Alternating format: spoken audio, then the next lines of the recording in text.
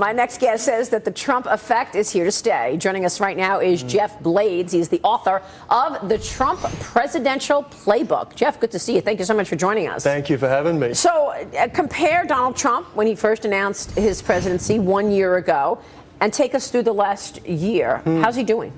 I think you just saw it in that clip, which is, what did he do? First off, he grabbed an enormous amount of attention.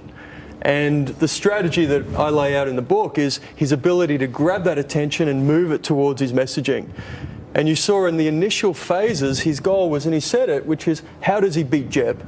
And how does he build the movement? Today you see him 12 months later, he's built an enormous movement and he's pivoting again for the next fight. Yeah, and he also tapped into something, Dagan, that was being felt by America. They were mad as hell. That's right. For decades. That's right. You have, and it's almost unthinkable to me that growing up in a small southern town where all the jobs went to Mexico and China when the furniture industry collapsed, when the textile industry collapsed, that I personally didn't see that level of outrage at being not only the job losses and the economic malaise, but the fact that these people were ignored by politicians right and left literally for more than 30 years. In fact, even the establishment, Lee Carter, missed this. The establishment completely missed this. And what we're really seeing is that there is no trust in politicians anymore. It is an all-time low. People want something different, something new, and they're willing to give Trump the benefit of the doubt and say, you know what, I know you don't have the experience, I know, but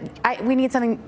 We need something different. Somebody's going to make deals, make America great again. Nobody took it. I mean, the people did not take him seriously. I'm talking about the establishment at all in the beginning. And yet, he's been able to change the Republican Party. Has he changed its values in politics? That's a great question. You know, one of the views that I've taken is that what he's done in politics is he's made it less about the left and the right, and he's redefined a political identity, which is winning. He's made it about, we don't win anymore, we lose. And we can make America great again. And that allows him to draw from all parts of politics. And has he fundamentally changed? I think he has. He's had an enormous impact. I realize this is slightly beyond the scope of your book, but I got to ask you, can he make America win again? Can he make America great again? It's one thing to sort of spout slogans. It's a lot harder to say, okay, these textile guys have lost their job. How do I get that back? Do I raise taxes on textiles coming from China and make them more expensive? I mean, it's easy to ask the question. Answering it is really, really hard. I agree, Jack. And look, the real question here is, can he deliver? And if we go back to 2008, you saw Barack Obama run a very, very powerful campaign playbook. Yes, we can hope and change. And can somebody deliver on that promise? It's very hard to say, but you do know one thing, and you hit on it, Lee, which is where he's grabbed people is by identifying the problem. You know, people say he's inciting angry voters. No, he's not. Why are they angry? He's just reminding them of the pain that's already there and then moving them towards something that's infectious. Make America great again. Well, he's giving people hope. Now, this is something, you know, people talk about tapping in the anger and the hatred. It's not that. People feel left behind, and once they support him, they feel like, I have hope for the first time in 20 years that America is going to be the country that I have loved all this time. And his message is clear. It resonates. And the other thing that's interesting is a lot of people say he's not talking specifics, but when you talk to the average American voter, they say, I know what he's going to do. He's going to make America great again. And build a wall. You know, and people and take on China for trade. Yeah. Exactly. Which, by the way, I know that we have some.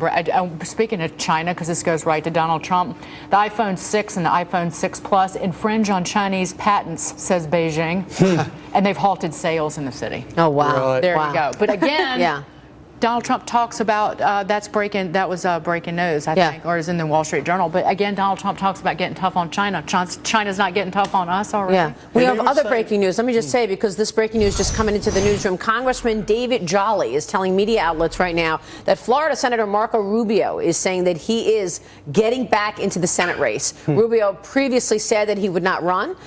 Lee Carter, what do you make of these developments? I'm shocked. I really thought that he was going to have to take a step back. He did not win a single district in Florida. Like, you know, so I thought he was out, but he's clearly been making steps forward. He's back in the limelight. He's been tweeting a lot. He's been making statements, and so it's going to be interesting to see what happens. Marco Rubio running for re-election in Florida, one more of the 16 candidates that Donald Trump was able to just knock out.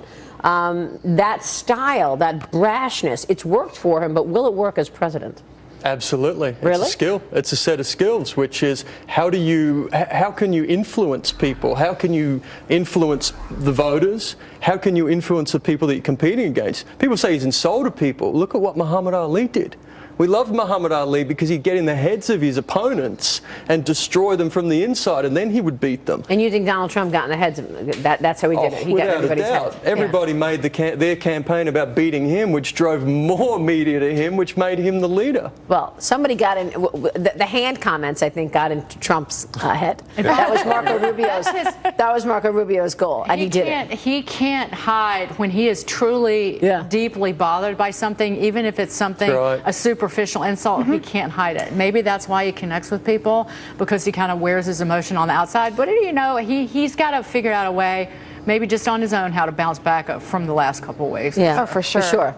Yeah. He's had a tough couple of weeks. But, you know, the issue around Trumpism, if you will, I mean, this is going to continue beyond the election, don't you think? Absolutely. I mean, whether or not, you know, he wins for president, what will this Trump mentality and what would a Trump presidency look like?